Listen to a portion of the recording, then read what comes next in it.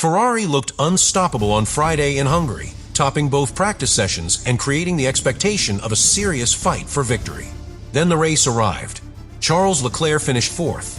Lewis Hamilton crossed the line fourth, but a 5-second pit lane penalty dropped him to fifth. And that sanction became Hamilton's fourth penalty across only 3 consecutive race weekends. Now, claims are spreading that Ferrari is falling apart and that Fred Vasseur has already made a huge decision after the team's Hungarian Grand Prix disaster. But here is the detail that changes everything. Ferrari still scored with both cars. They finished behind only Lando Norris, Max Verstappen, and Kimi Antonelli. No internal collapse has been officially confirmed, and no major post-race decision from Vasseur has been verified. So this was not a total disaster. It was something far more dangerous. A weekend where Ferrari showed winning-level promise, then failed to convert it when the pressure mattered most. And the reason behind that failure may force Vasseur into the biggest decision of Ferrari's season. Subscribe to the channel. To understand why Ferrari's Hungarian weekend felt so disappointing, you have to start with Friday. Ferrari did not arrive looking weak. They did not spend practice searching desperately for balance. They topped both sessions. That matters because practice is where teams begin building the shape of a weekend. The car is tested with different fuel loads. The drivers learn how the tires respond. The engineers adjust the setup. And every strong run creates expectation. Ferrari appeared to have exactly what it needed: speed, confidence, and 2 cars capable of fighting near the front. But Formula One does not award points on Friday. That is the first painful truth. Practice can show potential. It cannot guarantee execution. And when the pressure increased, Ferrari's promise became much harder to convert. By the end of the race, Charles Leclerc was fourth. Lewis Hamilton was fifth. That is not a catastrophic result. Both cars scored points. Ferrari remained close to the front of the field.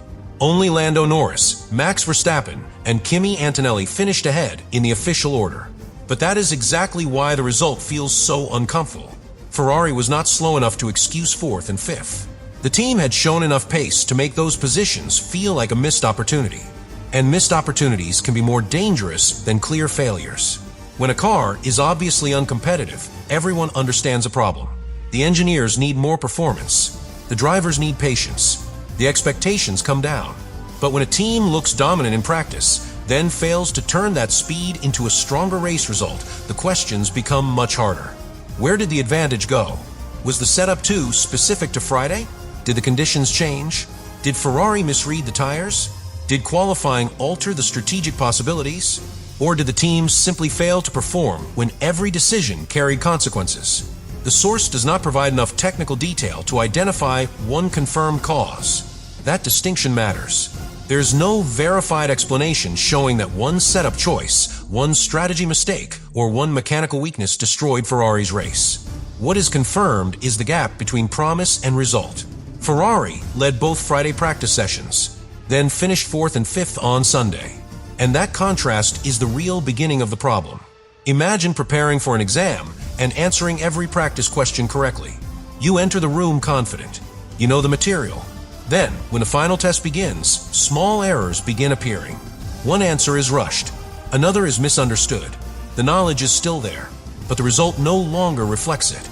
That is what Hungary looked like for Ferrari. The raw ingredients were present. The final outcome was weaker. And for Hamilton, the weekend became even more complicated. He crossed the line in fourth place. On the road, he had finished ahead of Leclerc. Then the 5-second pit lane penalty was applied. Hamilton dropped to fifth. Leclerc moved to fourth. That penalty came after Hamilton exceeded the pit lane speed limit by only 1/10 of a kilometer per hour. 80.1 in an 80 km per hour zone. A microscopic excess. A very visible consequence. And it completed a difficult pattern. Hamilton's Hungarian weekend included a grid penalty on Saturday for obstructing Oscar Piastri, followed by the pit lane sanction on Sunday. That made it his fourth penalty across 3 consecutive race weekends. This does not prove a crisis inside Ferrari. The source confirms no internal breakdown, no argument between Hamilton and Leclerc, no public confrontation with Fred Vasseur, and no major post-race decision from Vasseur has been officially verified. But the pattern still matters, because repeated penalties change the way a team evaluates performance. Ferrari cannot simply look at the official result and say the car was not fast enough. Hamilton had crossed the line fourth. The penalty changed the order. That means the team must separate speed from execution. The speed was better than fifth. The execution still produced fifth. And that difference can become expensive over a season. One penalty changes one result. Several penalties begin changing momentum. A driver loses grid position, then race position, then confidence. Then the team becomes more cautious. And once caution enters Formula One, time begins disappearing in places the audience may never see. A safer pit lane target, more conservative qualifying traffic management, more margin around other cars. Each decision reduces risk. Each decision can also reduce performance. That is the balance Ferrari now has to manage. Hamilton cannot drive with fear. He cannot approach every qualifying lap thinking only about obstruction. He cannot enter every pit lane so cautiously that valuable time is surrendered. But Ferrari also cannot accept a pattern where strong weekends are repeatedly damaged by penalties. That is not sustainable. And this may be the real decision facing Vasseur. Not a dramatic firing. Not a confirmed internal restructuring. Not a public declaration after one race. Those claims are not supported by the source. The real decision is quieter. Does Ferrari continue treating each penalty as an isolated incident? Or does it recognize that the pattern now requires a wider operational response? That could mean reviewing communication, reviewing pit lane procedures, reviewing how much safety margin Hamilton is given, reviewing how qualifying traffic is managed. None of those measures has been officially confirmed, but they are the logical areas any team would examine after repeated penalties affected results. And this is where the title, Ferrari falling apart, becomes misleading. Ferrari did not collapse in Hungary. The team scored with both cars. It remained in the leading group. The cars were competitive enough to create expectation. This was not destruction. It was failure to convert. And that can be more frustrating. A team that finishes far behind knows where it stands. A team that leads practice and finishes fourth and fifth is left wondering how much it allowed to escape. That creates pressure from every direction. The drivers know the opportunity was larger. The engineers know the car had speed. The strategists know track position mattered. The team principal knows the outside world will not judge Friday. It will judge Sunday. And Sunday did not match the promise. That is why Vasseur's position becomes central, even without a confirmed huge decision. A team principal is responsible for more than the car. He has to manage expectations, protect confidence, demand accountability, and decide whether the problem is technical, operational, or simply the result of one difficult weekend. React too strongly, and Ferrari risks creating panic around a result that was disappointing but not disastrous. React too softly, and repeated mistakes may continue. That is the line Vasseur must walk. The team cannot behave as though fourth and fifth are acceptable after leading both practice sessions. It also cannot behave as though the entire project has collapsed. Both reactions would be wrong. The result needs perspective. Ferrari finished behind Norris, Verstappen, and Antonelli. That means the team remained close enough to the front to fight. But close enough is not the same as converting. And Formula One seasons are often decided by exactly that difference. One team produces potential. Another produces results. One team looks fast. Another finishes ahead. One team spends Sunday explaining what went wrong. Another leaves with the points. Ferrari cannot afford to become the team that repeatedly wins Friday and explains Sunday. That is the deeper danger. Not one mediocre result. A pattern where promise arrives early, then disappears when the race becomes real. Hungary may or may not become part of that pattern. One weekend is not enough to prove it. But the penalties around Hamilton make the concern harder to ignore. His fourth sanction across 3 consecutive race weekends suggests Ferrari has more than pure pace to manage. The team must protect itself from avoidable damage, because Formula One gives no reward for how competitive a car looked before the mistake. The grid penalty counted. The pit lane penalty counted. The official result counted. And that result says fourth and fifth. It does not say Ferrari led both Friday sessions. It does not say Hamilton crossed the line fourth. It does not say the team might have achieved more. The championship table records the final outcome. That is the brutal standard. And this is where Hamilton's penalty becomes symbolic of Ferrari's entire weekend.